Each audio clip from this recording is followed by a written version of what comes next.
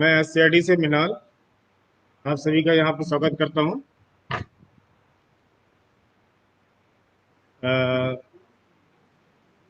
आज साथियों हम लोग बात करेंगे जो आरंभिक पठन कौशल के अंतर्गत जो हमने अपने पिछले सत्र में बात की थी उसके प्रथम भाग में बात करेंगे। जैसा कि साथियों आपको ये ज्ञात होगा कि हम लोगों ने बातचीत की थी आरंभिक पठन कौशल के अंतर्गत अपने प्रथम सत्र में कि आरंभिक पठन कौशल से के संबंध में कि इसकी क्या आवश्यकता है, किस संदर्भ में इस मामले के अंतर्गत सीआरडी द्वारा क्या कार्य किए गए हैं और उससे क्या आशय है। तो साथियों आज हम बातचीत करेंगे इसके आगे चलते हुए कि ये आरंभिक पठन कौशल के अंतर्गत हम किस तरह से कार्य करें और मौखिक भाषा विकास जो उसके मुख्य कौशल हैं उसके अंतर्गत हम उस चीज मौखिक भाषा विकास में इससे जुड़ी किस किस तरह की गतिविधियों का यूज करें और वो हमारे लिए क्यों आवश्यक है। तो साथियों आगे मौखिक भाषा में बातचीत करने से पहले थोड़ा ये समझते हैं कि जब हम भाषा के संदर्भ में बातचीत करते हैं तो भाषा वास्तव में एक तरह से जीवन है। जीवन से आशय क्या है कि जैसे हम अपने अपने बाल्यकाल से और जो हमारा पूरा जीवन होता है हम धीरे धीरे सतत एक बढ़ते हुए क्रम में अपना विकास करते हैं। इस तरह भाषी है भाषा में के क्षेत्र में भी या उससे अंतर्गत भी हम अपना विकास सतत सतत कर प्रयास हमारा होता है। जैसे कि हम भाषा के अंदर हम ये तो कहते हैं कि हमें बच्चों का भाषी कौशल विकास करना, ये एक भाषा का बृहद और बहुत बड़ा क्षेत्र है। जब हम आरंभिक स्तर की बात कर रहे हैं, वो आरंभिक स्तर की चुनौतियों की बात कर रहे हैं, तो हमें यहाँ पे ये समझना होगा कि आरंभिक स्तर पर जब भाषा की बात कर रहे हैं, तो भाषा शिक्षण के हम कुछ सूक्ष्म, कुछ छोटे उद्देश्यों को लेकर हम आगे बड़े लक्ष्य की ओर चले, यानी कि छोटे-छोटे कदमों के साथ हम बड़े कदम, यानी छोटी छलांग के साथ हम बड़ी छलांग को एक पूरा परिदृश्य उसका बना सकें। तो यहाँ पे जो मौखिक भाषा से पहले जो भाषा शिक्षण के उद्देश्य है, उसके अंतर्गत बच्चों में सुनना सुनाने की क्षमता का विकास, बच्चे सोच समझ के तर्कों के साथ अपनी अभिव्यक्ति को प्रस्तुत करें, बच्चे तेजी से डिकोडिंग कौशल को प्राप्त कर सके। यहाँ साथियों डिकोडिंग से आशय ध्वनि आकृति के आपसी सामंजस्य की बात है, जिसकी सहायता से बच्चे ये समझ पाते हैं वो अमुक अक्षर क्या लिखा हुआ है उसको पढ़।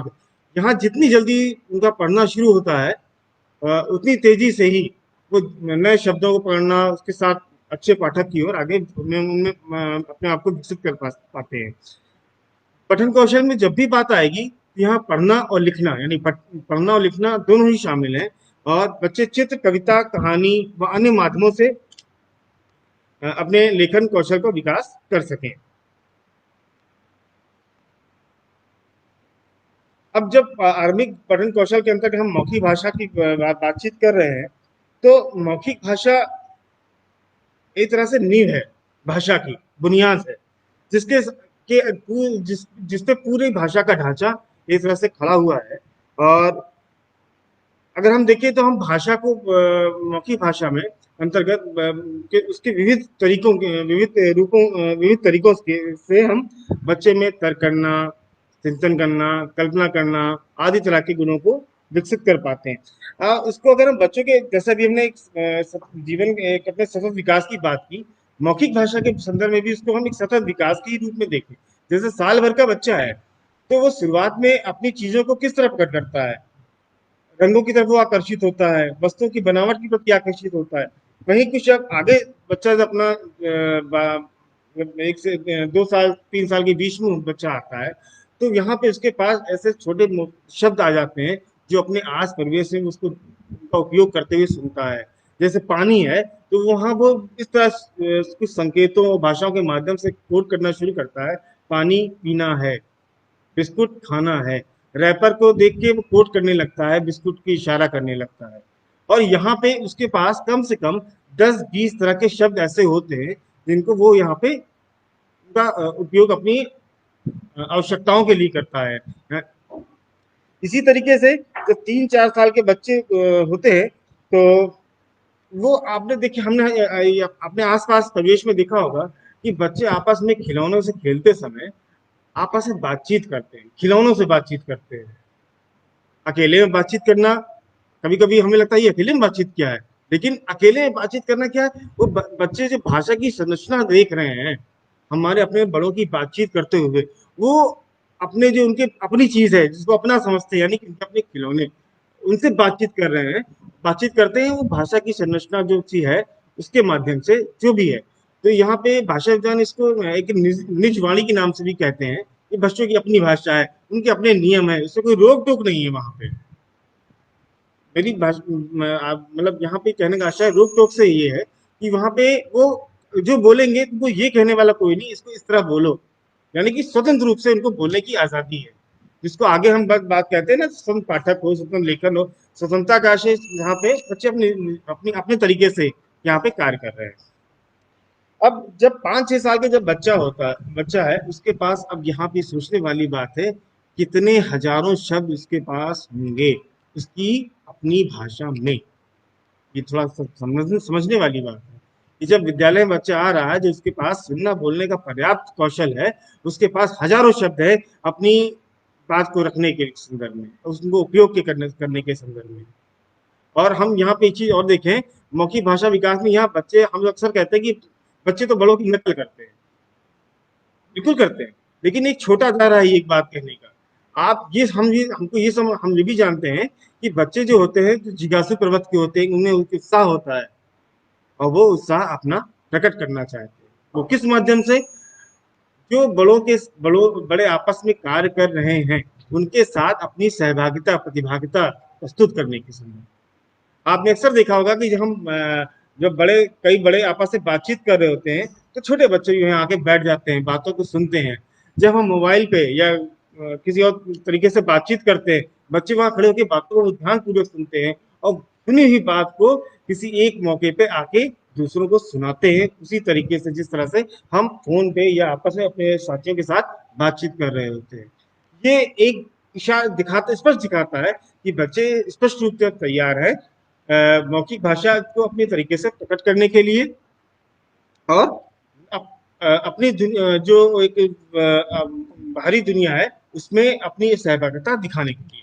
तो अगर हम यहाँ इस पूरी बात को, चीजों को समझें, और जो पूरी इस बात को हम आरंभिक स्तर पर मौखिक भाषा को जोड़ने की कोशिश करें कि आरंभिक स्तर में हम मौखिक भाषा को किस रूप में देखने पा रहे हैं, तो यहाँ पे है कि निर्देशों को समझना, उसका अनुपालन करना, अपनी बात को व्यक्त करना, जिज्ञासा को प्रश्न के माध्यम से व्यक्त करना, बातचीत के दौरान नए सीखे गए शब्दों का प्रयोग करना, दूसरे के विचारों को सुनना समझना व प्रतिक्रिया देना। ये एक तरह से पूरे मौखिक भाषा के अंतर्गत, ये आरंभिक स्तर पे, मौखिक भाषा खाली आरंभिक स्तर पे नहीं है, ये एक आगे तक चलती है, जीवन पर्यंत चलती है मौखिक भाषा। और ये एक आरंभिक स्तर है जहाँ पे हम पूरे मौखिक भाषा को कुछ सूक्ष्म स्तर पे देखने की कोशिश कर रहे हैं, यानी क्लास 1-2 के एक स्तर पर देखने की कोशिश कर रहे हैं कि वहां बच्चे के साथ मौखिक भाषा से हम क्या समझ पा रहे हैं, उनसे हम क्या अपेक्षित उनसे हमारी है। आगे इसी चीज को चलते हैं। आप एक यहाँ पे एक स्क्रीन पे एक क्या क्या चार्ट देख रहे होंगे जिसमें लिखा है, उसको थोड़ा हम समझने की, पढ़ने की कोशिश करते हैं, और इसके माध्यम से हम ये जानने की, समझने की कोशिश करेंगे कि मौखिक भाषा विकास के अंतर्गत किस प्रकार की क्रिया होती है। प्रस्तुत चित्र में तीन पात्र हैं और वो आपस में संवाद कर रहे हैं। आपने एक झलक इसको देखा होगा जिसमें बातचीत हो रही है आपस में। अब इन चित्र के आधार पे आपने देखा कि इस चित्र में हम अगर पूरा देखें, हो सकता है आप ठीक से ना देख पाए हो, कुछ क्षणिक मात्र देखा हो, कुछ अंश आप इस पे पढ़ पाए हो, लेकिन उसके आधार पे थोड़ा समय सीमित है, इसके आधार पे हम आगे चलते हैं कि इस चित्र में अगर आपने जो भी देखा, उसमें हम ये कोई भी चित्र देखें तो हम ये देखें क्या चित्र में सभी को बोलने के अवसर दिए गए, बातचीत में बच्चे क्या कर रहे हैं, बच्चे किस प्रकार सुनी गई बात पर अपनी प्रतिक्रिया दे रहे हैं, बातचीत में जो एक गार्जियन के रूप में वहां पे चित्र में पिताजी हैं, उनकी क्या भूमिका है, क्या बातचीत में नए शब्दों का प्रयोग किया जा रहा है, बातचीत में अपनी बात के लिए क्या तर्कों का प्रयोग किया जा रहा है। सपोज करिए यही चित्र अगर कोई हमारी कैलाश का होता, पिताजी की तरह वहां पर भूमिका शिक्षक की होती, तो ये प्रश्न सभी हमारे लिए भी उतने ही प्रासंगिक होते। को एक दूसरे तरीके से और देखने की कोशिश करते हैं। एक कक्षा है, एक क्लास है, वहां पे दो बच्चे आपस में बातचीत कर रहे हैं।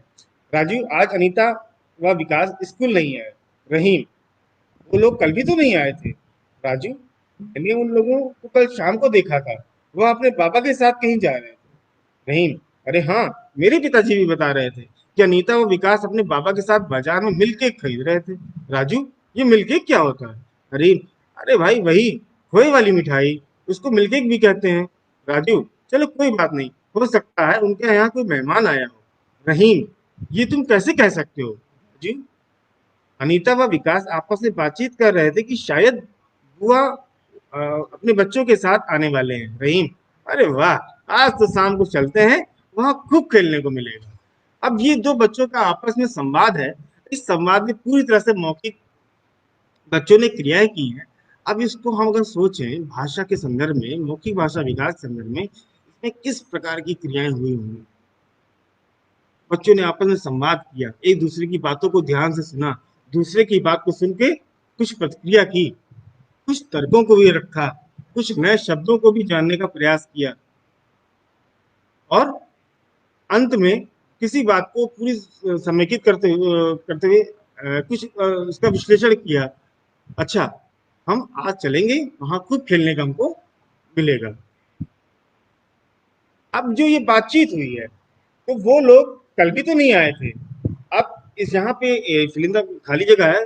मान ली इस तरह की चीज हमारे लिए है कि बच्चे मौखिक चर्चा के दौरान क्या कर रहे थे, कि वे लोग कल भी तो नहीं आए थे। पिछली बात को जो कही है, उसको हम तुलना करके यहाँ पे तुलना कर पा रहे हैं। और ये मिलके क्या होता है, यानी कि शब्द भंडार से जुड़ी चीज है, नए शब्द बच्चे यहाँ सीख रहे हैं। ये तुम कैसे कह सकते हो? यानी कि अरे, तुलना भी है, कुछ तर्क भी यहाँ शामिल है। भाई, मेरी बात से ये कैसे कर सकते हो? मुझे तो जानकारी नहीं थी तुम्हें। तो वो दूसरा व्यक्ति जो बात कर रहे हैं, वो अपने तर्क के आधार पे यहाँ पे अपनी बात रखा है।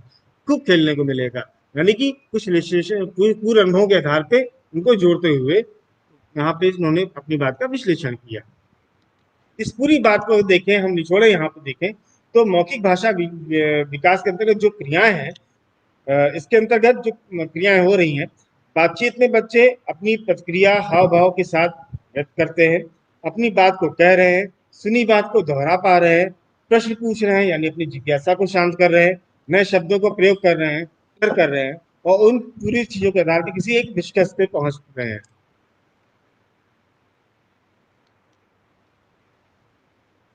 अब इसके आधार पे हम ये कह सकते हैं मौखिक भाषा विकास हमारे लिए इसलिए महत्वपूर्ण है क्योंकि इससे बच्चों में सुनकर समझने का विकास संभव होता है।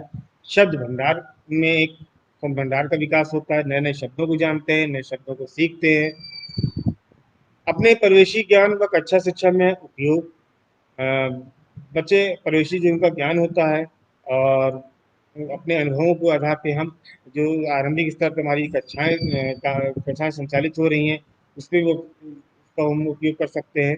तर्क चिंतन कल्पनाशीलता का प्रस्तुतिकरण, बच्चे विभिन्न माध्यमों माध्यम से, विभिन्न तरीकों के माध्यम से तर्क करना, चिंतन करना, कल्पनाशीलता को अपनी प्रस्तुत कर पाते हैं। यहाँ पे बहुत कुछ हमारे जो सवाल जवाब बच्चों के साथ होते हैं, उस प्रक्रिया प्रतिक्रिया पर निर्भर करता है। संवाद स्थापित करने में, संवाद स्थापित करने में दो बच्चों के साथ डायलॉग के साथ साथ पूरी कक्षा में बच्चों के साथ किस तरह अपने को संवाद स्थापित करें, यहाँ बड़ा महत्वपूर्ण होता है मौखिक भाषा विकास संदर्भ में, और मानक भाषा के सीखने के उपयोग में। अब हम आज के संदर्भ में अगर देखें, हम यहाँ ये तो कह रहे हैं कि मौखिक भाषा विकास के आरंभिक स्तर पे और एक वृहद स्तर पे हमारे लिए इतना उपयोगी है। लेकिन एक नजर अगर हम अपनी कालांशों में भी देखें, अपनी कक्षाओं विद्यालय भ्रमण के दौरान आपने इस चीज को अनुभव भी किया होगा कि हमारे विद्यालयों में किस प्रकार के मौखिक भाषा पे कार्य होते हैं। बहुत ही सटीक कार्य होते हैं, लेकिन कई विद्यालयों में इस तरह की कार्यों में देखिए अवलोकन में बिंदु आते हैं, और इस तरह के शोध हमारे शोध बिंदुओं में ये चीजें भी निकल के आई हैं। और जैसे कि सबसे पहला बिंदु ही देखते हैं कि सीधे मानक भाषा पे कार्य, जैसे प्रत्येक व्यक्ति उत्साही और जिज्ञासु तो होता है। उत्साही में हम कुछ कार्य हमारे इस तरह से होते हैं कि हम बहुत जल्दी हर चीज को जो भी हमने इनपुट दिया उसका हम आउटपुट चाहते हैं। हमने बच्चों के साथ खड़े कार्य किया और सीधे आ गए श्यामपट पे, बच्चों के कॉपी कलम पे कुछ को काट दिया और उनके साथ हम सीधे मानक भाषा पे काम शुरू कर देते हैं हर तरीके से। और यही हमारे शिक्षक की नहीं, साथी नहीं, कुछ साथी नहीं, हमारे माता पिता, अधिकतर माता पिता की अधिकतर इच्छा यही होती है कि बच्चे का कार्य उसकी कॉपी पे दिखना चाहिए। हम शुरुआती स्तर में बच्चों के साथ व्यक्ति स्तर पे काम नहीं देख रहे हैं, हम कॉपी पे काम देखना चाह रहे हैं और सीधे वो मानक भाषा में देखना चाह रहे हैं। तो ये बच्चे को, हम जो आनंददायी शिक्षा की बात करते हैं, वो आनंददायी शिक्षा ना होके तनावपूर्ण शिक्षा हो जाती है। इस चीज को ध्यान में रखें। बच्चों को व्यक्ति के असमान व असीमित अवसर देना। हम एक चीज बार बार कहते हैं, विविधता। ये विविधता हमारी कालांश में, हमारी कक्षाओं में भी होती है। गांव में अगर एक गांव में अगर मान लीजिए 200 परिवार वहां बच्चे हैं और 200 परिवारों से हमारे विद्यालय में बच्चे आ रहे हैं, 30-35 बच्चे हमारी कक्षा एक में बच्चे आ रहे हैं, तो यकीन मानिए उस कक्षा में भी एक गांव के होने के बावजूद, एक भाषा होने के बावजूद भी वहाँ विविधता है। विविधता इस स्तर पे है कि वहाँ पे जो उनका पारिवारिक पृष्ठभूमि है वो अलग अलग तरीके से है। कहीं पे पढ़ाई लिखाई का थोड़ा बहुत माहौल है, कहीं का माहौल नहीं है। कोई बात, बच्चे भाषा का उपयोग करते हैं तो पूरी पूरी मानक भाषा यूज करते हैं, कहीं कहीं पूरी पूरी स्थानीय भाषा में बातचीत करते हैं और कहीं कहीं घर परिवार में स्थानीय और मानक मिक्स करके यूज करते हैं। वही बच्चे जब हमारे विद्यालय में आते हैं, अगर उनके साथ हम सीधे मानक भाषा में काम कर रहे हैं, तो स्थानीय भाषा में काम करने बोलने वाले बच्चे को वहां पे शब्दों को पकड़ने, शब्दों का उपयोग करने में थोड़ी परेशानी या कहें थोड़ी हीनता होगी कि अरे मैं तो कुछ समझ ही नहीं पा रहा हूँ, मैं तो कुछ सीख ही नहीं पा रहा हूँ। और ये जो भावना अंदर आती है, ये विद्यालय अपनी कालांश से हमें यानी बच्चे को दूर करती है। प्रारंभ से ही लेखन पर बड़ा जोर होता है। लेखन शास्त्र की सटीकता, अरे ठीक से लिखो, ठीक से लिखो, ऐसे जो हम आकृति, जो भाषा। सबसे पहले नए वीडियो को देखने के लिए आप हमारे चैनल को सब्सक्राइब करें और बेल आइकन को प्रेस करें, जिससे कि जब भी मैं नया वीडियो अपलोड करूं तो आपको उसका नोटिफिकेशन मिल जाए।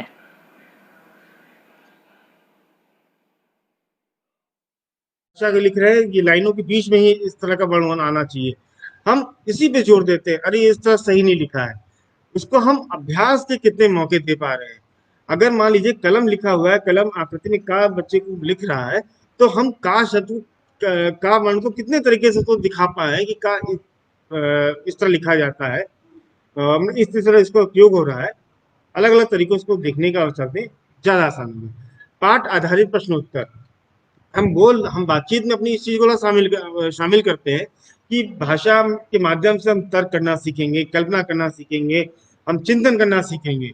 लेकिन वो सोचने की, चिंतन करने की, तर्क करने की कितने अवसर हमारे कालांश में, हमारे प्रश्नोत्तर में मिल रहे हैं। आगे भी हम इस चीज को थोड़ा सा और अच्छे से बातचीत करेंगे। तो यहाँ ये ध्यान रखें, जब भी हम बच्चों के साथ वार्तालाप कर रहे हैं, तो हमारे प्रश्न बहुत महत्वपूर्ण होते हैं। प्रश्न महत्वपूर्ण इस आशय में होते हैं कि प्रश्न के माध्यम से हम बच्चों के साथ तर्क, सोचने की क्षमता, कल्पनाशीलता पे बहुत आसानी से कार्य कर सकते हैं। अगला बिंदु कि जब हम बच्चों के साथ बातचीत करते हैं, जब बड़े समूह में बातचीत कर रहे हैं, तो अधिकतर हम ये देखते हैं कि बच्चे सामूहिक उत्तर देते हैं। सामूहिक उत्तर से आशय मेरा कि हमने कोई प्रश्न किया, एक साथ आवाज आई। आप थोड़ा ध्यान केंद्रित करेंगे इस बात पे कि जब आवाज आती है तो आवाज गूंज के साथ आती है। गूंज से आते आशय मेरा है वो आवाज एक साथ नहीं आती है, वो किसी प्रश्न के उत्तर के साथ साथ पीछे भी यही उत्तर आता है। तो बच्चे एक दूसरे का उत्तर सुन के भी यहाँ उत्तर देते हैं। तो यहाँ ये समझना, आकलन करना मुश्किल होता है कि किस बच्चे ने क्या सीखा। उस यहाँ पे थोड़ा ध्यान देने वाली बात है कि हम बच्चों के साथ भी तरीके जब कार्य कराएं, छोटे छोटे समूह में यहाँ पे काम कराएं, तो वहाँ पे बच्चों के साथ आसानी होगी। और कक्षा कक्ष में प्रिंट पृष्ठ को महत्व ना देना। प्रिंट पृष्ठ का शब्द यहाँ पे आया है। प्रिंट पृष्ठ से आशय ये है कि कुछ इस तरह की पठित लिखित सामग्री जो बच्चों को पढ़ने के लिए, लिखने के लिए आकर्षित करती है इस तरह यहाँ पे, और बच्चों को सहायता करती है। और ये भी ऐसा कराती है कि पठन लिखन की सामग्री खाली किताब नहीं होती है, और भी बहुत सी चीजें हमारे पास है जो जिनका उपयोग हम पठन लिखन के संदर्भ में कर सकते हैं, पठन के संदर्भ में कर सकते हैं। आगे चलते हैं। मौखिक विकास के उपयोगी हेतु के लिए हम क्या रणनीतियां अपना सकते हैं? कविता, कहानी सुनाना, सुनना, चित्रों पर चर्चा, बच्चों के साथ अनुभवों पर चर्चा करना, सद भंडार से जुड़ी गतिविधियां, खेल गतिविधि, रोल प्ले, मूक अभिनय, छोटे समूह जोड़े में, छोटे समूह में, बड़े समूह में संवाद पर चर्चा करना। जहाँ कविता कहानी में मैं ज्यादा बात नहीं करूंगा, हम अच्छे से जानते हैं इसको। चित्रों पर चर्चा हम बच्चों के साथ करते हैं। बच्चों के अनुभवों पर चर्चा करना, रंगों, बाजार, त्योहार, उनका खेल, उनके पसंद, उनके आज का दिन कैसा रहा, आदि आदि विषयों को लेकर हम बच्चों के साथ बातचीत कर सकते हैं। शब्द भंडार से जुड़ी गतिविधि, यहाँ बच्चों के साथ हम अलग अलग खेल गतिविधियों के माध्यम से कुछ शब्दों को लेके हम जैसे मेले में क्या क्या दिखता है, त्योहार में क्या क्या चीजें हमें खाने को मिलती हैं, कौन सा त्योहार में हम क्या करते हैं, उनके अपने अनुभव जाने और वो जो जो नए शब्द कुछ हम भी उनको दें। ये हमारी अपनी योजना में भी शामिल होना चाहिए कि अगर हम बच्चों के साथ कुछ हम अपनी सब भंडार से जुड़ी गतिविधियां उनके साथ अगर कर रहे हैं तो उस गतिविधि में हम कितना नए शब्द बच्चों को दे पा रहे हैं। बच्चे नए शब्दों का उपयोग कर रहे हैं, अच्छी बात है, हम कितना दे पा रहे हैं। कुछ खेल गतिविधियां, रोल प्ले, जैसे बाजार में हम जाते हैं तो कौन कौन सी दुकानें लगती हैं, वो किस तरह का कार्य करते हैं, घर में जो घर में जो छोटे मोटे काम होते हैं उनका एक अभिनय के रूप में हम दे कर सकते हैं कि जब हम बाहर से आते हैं तो माता जी किस तरह हमको प्यार दुलार करती हैं, पिताजी इस समय क्या करते हैं, हमारे घर में बड़े भाई छोटे बहन क्या कर रहे होते हैं, अलग अलग तरीके से। कुछ छोटी मोटी दुकानें हैं वो वहाँ पे कैसे आते हैं तो क्या होता है आदि। मूक अभिनय, यहाँ पे भी हम कुछ बच्चों को एक्शन के जो हम कहते हैं हाव भाव के साथ, हाव भाव से यहाँ पे है आशय बच्चे बिल्कुल अपने से प्रारंभ से अपनी झिझक तोड़ के इस चीज को प्रस्तुत कर पाए। जोड़े में, छोटे समूह में, बड़े समूह में संवाद व चर्चा करना, ये थोड़ा महत्वपूर्ण है कि हम अपने यहाँ जब बच्चों को विविध प्रकार के समूहों में काम करने का अवसर देते हैं तो ये तीन तरह में हमारी जो भूमिका होती है वो अलग अलग होती है।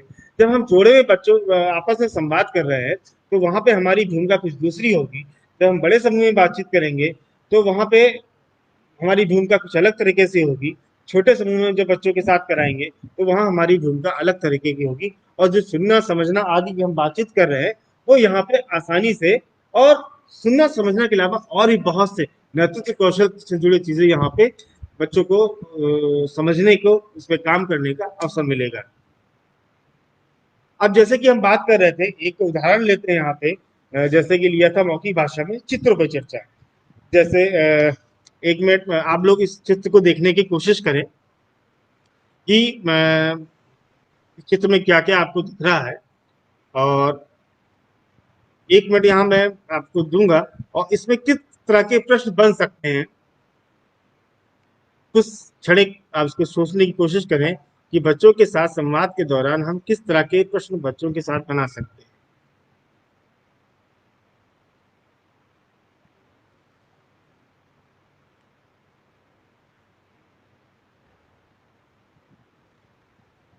चलिए साथी, उम्मीद है चित्र को थोड़ा सा देख लिया होगा। मैं यहाँ पे चित्र स्पष्ट कर देना चाहता हूँ पहले ही। हो सकता है ये चित्र पूरी तरह से स्पष्ट ना दिखा हो, लेकिन ये जब भी हम बच्चों के साथ चित्रों पे बातचीत कर रहे हैं तो यह एक बेसिक शर्त है, और मतलब बेसिक शर्त यह है कि ये चित्र बिल्कुल स्पष्ट होना चाहिए और थोड़ी इसकी बड़ी प्रति हो। जब भी हम बच्चों के साथ ये चित्र दिखा रहे हैं तो वहां पे हमारी बैठक व्यवस्था बहुत ही महत्वपूर्ण होती है। बैठक व्यवस्था से आशय हम बच्चों के साथ हमारा आई कांटेक्ट भी बना हो और बच्चे स्पष्ट रूप से उस चित्र को देख पा रहे हों, ये बहुत जरूरी है। तो इसके लिए हम अच्छा ये होता है कि हम केंद्र की भूमिका में रहें और बच्चों को गोल घेरे में बैठा दें, पहले उनको चित्र अच्छे से देखने का अवसर दे दें और बिल्कुल स्पष्ट तरीके से बातचीत करें। हम पहले चित्र अच्छे से देखेंगे, कोई बोलेगा नहीं, हम सिर्फ अभी देखने का काम करेंगे। फिर हम बच्चों को उस चित्र को आज पे एक बार एक गोल राउंड में उसको बच्चों को दे दें, उसको आराम से वो बच्चे देखते रहें। उसके बाद फिर से अपने हाथ में लेते हुए हम काम कर सकते हैं। अब जो साथी जो आपसे बातचीत हो रही थी कि चित्र को देखकर प्रश्न बनाना, कि जैसे मान लीजिए हम इसमें हमने कुछ प्रश्न उदाहरण स्वरूप रखे हैं। चित्र में क्या दिख रहा है, चित्र घर के किस भाग को दिखाता है, चित्र में लोग क्या कर रहे हैं? क्या आपके घर में भी कुछ ऐसा दिखता है? आपकी रसोई में बिल्ली क्या-क्या गिराती है? कढ़ाई में क्या पक रहा होगा? हांडी में क्या रखा है? हांडी शब्द हो सकता है वहाँ पे कुछ अलग तरह का शब्द हम यहाँ यूज कर सकते हैं। बच्चों के संदर्भ में कहीं मटका बोला जाता है, कहीं पतीला बोला जाता है, अलग अलग तरीके से।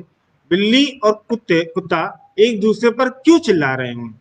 लड़की की जगह आप होते तो क्या करते? रसोई में बिल्ली कहाँ से आई होगी? खिड़की तो बंद थी। इस तरह के कुछ सवाल देंगे तो हम बच्चों के साथ संवाद कर सकते हैं। अब सवाल तो एक जगह है, यहाँ पे समझने वाली बात यह है कि हम जो ये बच्चों के साथ चित्र बना पे चर्चा कर रहे हैं, इन चित्रों पर चर्चा के लिए जो हमने प्रश्न बनाए, वो प्रश्न हमारे सबसे महत्वपूर्ण है। हम वो प्रश्न किन आधारों पे बना रहे हैं? तो यहाँ पे देखने वाली बात, समझने वाली बात ये है कि हम बच्चों के साथ एक साधारण क्वेश्चन है कि चित्र में क्या क्या दिख रहा है, जिसको बच्चे आसानी से देखेंगे, समझेंगे। खुद से अनुभव जोड़ने वाले प्रश्न, हम कुछ ऐसे प्रश्न बनाएं जिसमें हमारे खुद के अनुभव जुड़ते हों। जैसे हम पिछले वाले उदाहरण ले सकते हैं कि चित्र घर के किस भाग को दिखाता है। तो अगर मान लिया हम बच्चे को अपने अनुभव के आधार पे बच्चों ने बताया है कि यहाँ बर्तन रखे हैं, रसोई रखे हैं, तो जाहिर से ये बात है ये बर्तन कहाँ रखे जाते हैं, खाना कहाँ पकता है। तो एक संभावना है कि बच्चे उत्तर देंगे रसोई। तो यहाँ पे हम उनकी रसोई से जोड़ने की कोशिश कर रहे हैं, और रसोई में किस तरह की चीजें होती हैं, तुम्हारे यहाँ कढ़ाई में क्या क्या पकता है। आज अलग अलग तरीके से हम यहाँ पे प्रश्न रखे गए हैं। इसके साथ ही साथ हांडी में क्या पक रहा होगा, कुछ अनुमान लगाने वाले प्रश्न को दे सकते हैं, प्रश्न रखें। तर्क पे आधारित प्रश्न, कल्पना करने वाले प्रश्न, पात्रों का चित्र प्रस्तुत करने वाले प्रश्न, चित्र पर कहानी बनाने वाले प्रश्न। ये यहाँ पे 7 तरह के आधार दिए हैं। ये 7 आधार कोई बिल्कुल फिक्स नहीं है, निश्चित नहीं है। ऐसा नहीं कि 8वां 9वां आधार नहीं हो सकता। यहाँ आशय ये है कि जब भी हम बच्चों के साथ चित्रों पर चर्चा करें, तो अधिक से अधिक इन प्रकार के आधारों को भी अपने हमारे प्रश्नावली में शामिल होने चाहिए, जिससे बच्चे मौखिक भाषा में अधिक से अधिक विविध प्रकार की चीजों को और अलग अलग तरह के भाषी कौशलों को यहाँ सीख पाए।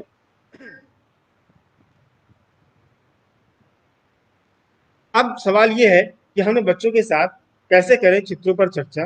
इसका थोड़ा सा भाग मैंने अपनी पिछली बातचीत के दौरान आप लोगों से बातचीत की थी इस पे, कि चित्र की प्रति बड़ी हो जिसे बच्चे देख सकें, और चित्र खाली हमारे हाथ में नहीं होना चाहिए, चित्र बच्चों के भी हाथ में भी जाना चाहिए, वो भी उसे छू के देख सकें, वो भी इसका अवलोकन कर सकें कि किस तरह की चीजें इसमें है। शिक्षक बच्चों को गोल घेरे या यू आकार में बैठाएं और अच्छे से उन्हें चित्र देखने का अवसर दें। पूर्व में बताए गए प्रश्नों के माध्यम से इनमें चर्चा करें कि इसमें क्या क्या चीजें हैं। शिक्षक बच्चों से बात करते हुए इस पर विशेष ध्यान दें कि बच्चे सामूहिक जवाब न दें, बल्कि एक एक करके सभी को बोलने का अवसर प्रदान करें। सभी बच्चे हमारी चर्चा में शामिल हों। जब भी हम बच्चों के साथ मौखिक चर्चा कर रहे हैं, तो हमारा ध्यान सभी बच्चों पे हो, और यह कोशिश हो कि जो बच्चा नहीं बोल पा रहा है उसको अधिक हम प्रोत्साहित करें बोलने के लिए।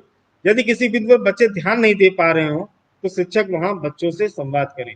तो चित्रों चर्चा के दौरान कुछ ऐसी हो सकता है बच्चे वहाँ पे हमको उनको नहीं पहचान में आ रहा है, वो चित्र नहीं समझ में आ रहा हो, या उनके लिए वहाँ पे वो नया शब्द हो, तो वहाँ पे हमारी भूमिका महत्वपूर्ण हो जाती है कि हम उसको बच्चों के साथ शामिल करें, और कुछ समूह में काम देके बच्चों को भी एक दूसरे से प्रश्न बनाने का अवसर दें।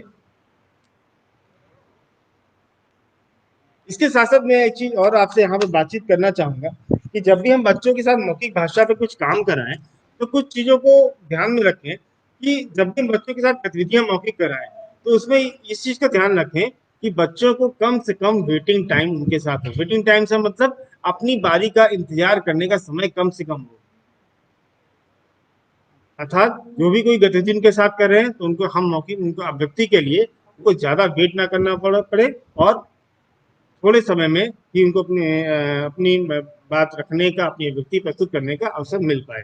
हम जैसे मान लीजिए कि हम गोल घेरे में कविता सुनाने की बात करते हैं, या रोल प्ले की बात कर रहे हैं, और 10 बच्चे हैं, अगर एक एक करके बच्चे सुनाएंगे, तो 10वें बच्चे का जब नंबर आएगा, तब तक वो बच्चा काफी अपने आप को लगेगा मतलब उसको बोरियत तो बोझ लगेगा। और वहीं अगर हमारे पास नाम की पर्ची हो तो उत्साह भी है। नाम की पर्ची के आधार पर कुछ गतिविधियां बच्चों के साथ करेंगे तो बच्चे को उत्साह रहेगा, अरे मेरी नाम की पर्ची आ सकती है, मेरे नाम की पर्ची भी आ सकती है। और अलग अलग तरह की चीजें कराएंगे तो और बेहतर है। दूसरी चीज है कि बच्चों को शुरुआत से ही मौखिक भाषा में अधिक से अधिक सुनने का और बोलने का अवसर उनको दें, जिससे उनमें शब्द भंडार का विकास हो सके। बच्चों के साथ बातचीत के दौरान स्थानीय शब्दों के साथ साथ उनका मानक भाषा में प्रयोग करें। जब भी बच्चे स्थानीय अपने जैसे भी हांडी शब्द आया तो हो सकता है हांडी कहीं पे अलग तरह के मटका बोला जाता हो, कहीं कुछ बोला जाता हो। तो जब भी इस तरह के शब्द यूज हो रहा हो तो बच्चों से ये ना कहें इसे ऐसे नहीं बोलते, इसको ऐसे बोला जाता है, ऐसे बच्चों को इस ये भी शब्द बोला जाता है, हम इसका इस तरह सीखते हैं। ठीक? मानक भाषा में इस तरह शब्दों को उपयोग किया जाता है। मौखिक भाषा के अंतर्गत गतिविधियों के स्तर पर विविधता होनी चाहिए, क्योंकि उनके उपयोग में बच्चे भाषा विभिन्न स्वरूपों उनकी संरचना को समझते हैं।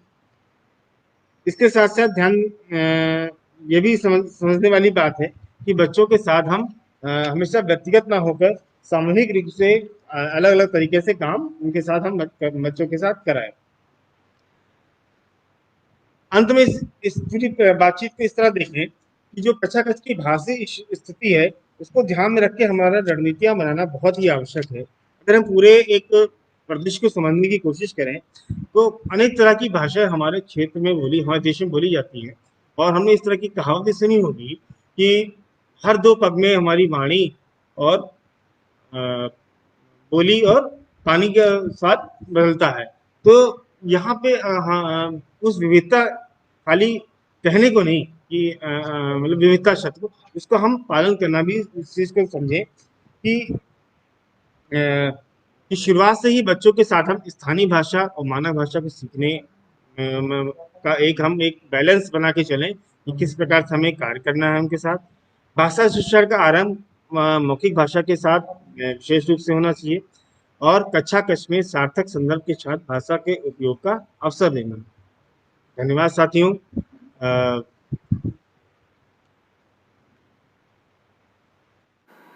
सबसे पहले नए वीडियो को देखने के लिए आप हमारे चैनल को सब्सक्राइब करें और बेल आइकन को प्रेस करें, जिससे कि जब भी मैं नया वीडियो अपलोड करूं तो आपको उसका नोटिफिकेशन मिल जाए।